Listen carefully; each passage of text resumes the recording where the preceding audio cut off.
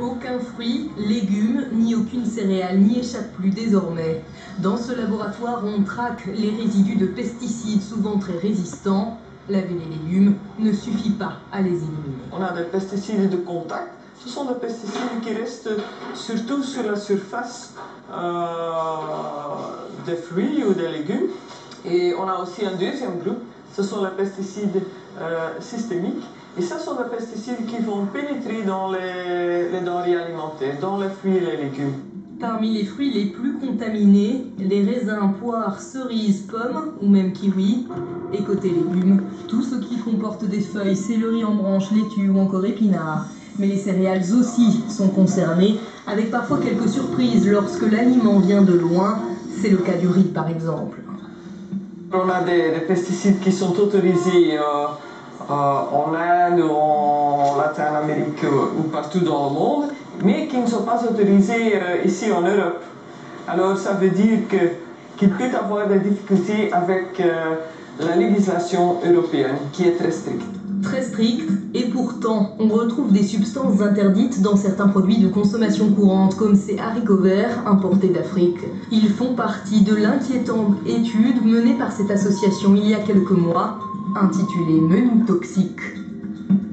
On a composé des repas le plus équilibré possible en suivant les préconisations officielles du plan de la nutrition santé. Voilà, 5 fruits et légumes par jour, un poisson, une viande, donc ici le petit déjeuner. 3 repas types et un encas prévu pour la journée d'un enfant d'une dizaine d'années. Les aliments choisis ici ne sont volontairement pas bio et les résultats d'analyse ont de quoi vous couper l'appétit. On a retrouvé dans le pain de mie des insecticides qui sont non pas utilisés pendant les cultures mais qui sont rajoutés pour la conservation des grains en silo, donc ça c'est un peu une surprise. Et puis le saumon qui contient plus de 30 substances chimiques, des pesticides interdits comme du DDT, interdit depuis plus de 30 ans chez nous, des métaux lourds comme de l'arsenic, des dioxines, des furanes, et là une grande liste de PCB, au total plus de 30 résidus toxiques, dont de nombreux produits qui sont suspectés d'être cancérigènes ou perturbateurs endocriniens. On a eu un cocktail finalement dans ces repas d'une journée très important, je crois que c'était 128 substances chimiques et 47 cancérigènes possibles et une bonne trentaine de produits qui ont la capacité de perturber le système hormonal, donc pas très bon pour les enfants et peut-être même encore plus inquiétant pour la femme enceinte puisque c'est le fœtus qui est la première cible de ces perturbateurs endocriniens. Un risque sanitaire lié à l'aliment lui-même, mais pas seulement. La contamination peut également venir du contenant, surtout lorsqu'il est à base de bisphénol, désormais interdit dans la composition des biberons, mais toujours présent dans les canettes ou encore les boîtes de conserve, avec des effets inquiétants en cas d'exposition chez l'animal. Lorsqu'on expose des rats femelles au bisphénol à une dose qui est celle à laquelle on est exposé en tant que population humaine, c'est la même dose, eh bien on observe chez les fils, les petits-fils et les arrière-petits-fils une baisse de la qualité du sperme et une baisse de la fécondité.